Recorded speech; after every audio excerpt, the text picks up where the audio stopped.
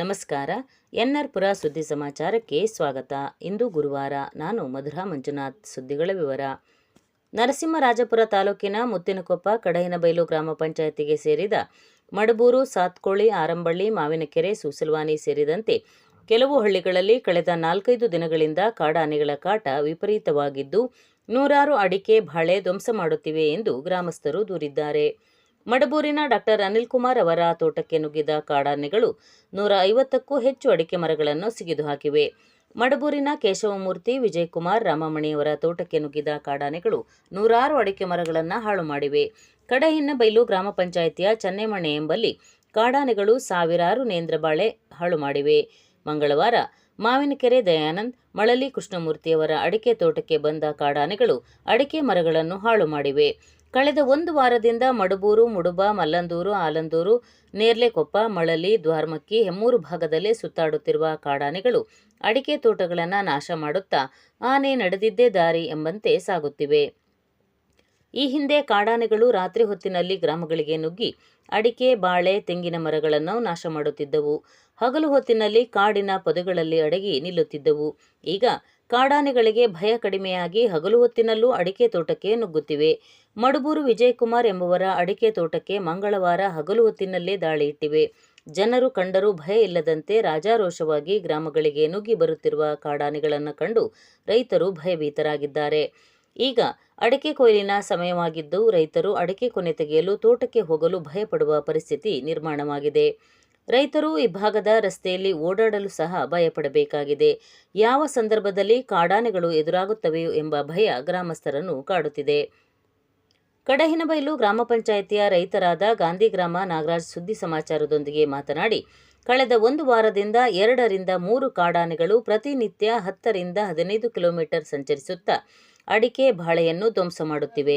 ಲಕ್ಕವಳ್ಳಿಯ ವನ್ಯಜೀವಿ ಅರಣ್ಯ ಭಾಗಕ್ಕೆ ಹೊಂದಿಕೊಂಡಂತೆ ಇರುವ ಮಡಬೂರು, ಎಕ್ಕಡಬೈಲು, ಆರಂಬಳ್ಳಿ, ಜಾವಗಲ್, ಚನ್ನೆಮಣೆ, ಜೇನುಕಟ್ಟೆಸರದ ಭಾಗದಲ್ಲಿ ರೈಲ್ವೆ ಹಳಿಗಳ ಬ್ಯಾರಿಕೇಡ್ ಹಾಕಿದರೆ ಕಾಡಾನೆಗಳು ಆ ಭಾಗದಿಂದ ಬರಲು ಸಾಧ್ಯವಾಗುವುದಿಲ್ಲ.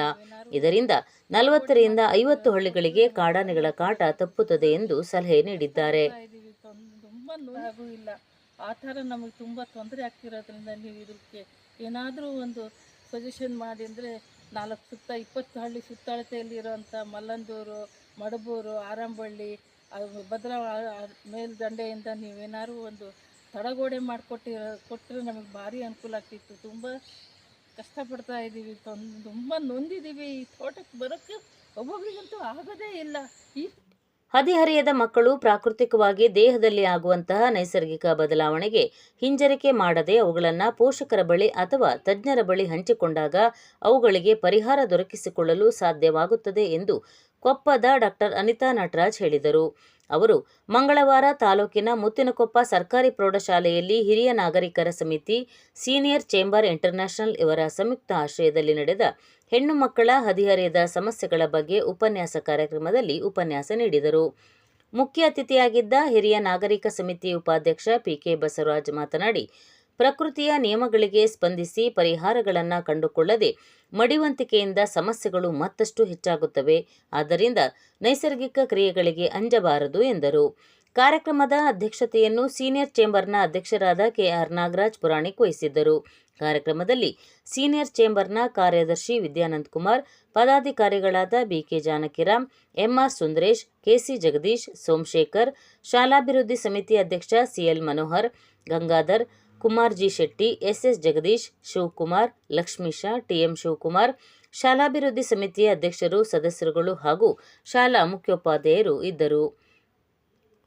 ಪ್ರತಿಯೊಬ್ಬರಲ್ಲೂ ಸುಪ್ತವಾಗಿ ಅಡಗಿರುವ ಜ್ಞಾನದ ವಿಕಾಸವೇ ನಿಜವಾದ ಶಿಕ್ಷಣ ಎಂದು ಎನ್ಆರ್ಪುರ ಸರ್ಕಾರಿ ಪ್ರಥಮ ದರ್ಜೆ ಕಾಲೇಜಿನ ಸಹ ಪ್ರಾಧ್ಯಾಪಕ ವಿಶ್ವನಾಥ್ ಹೇಳಿದರು.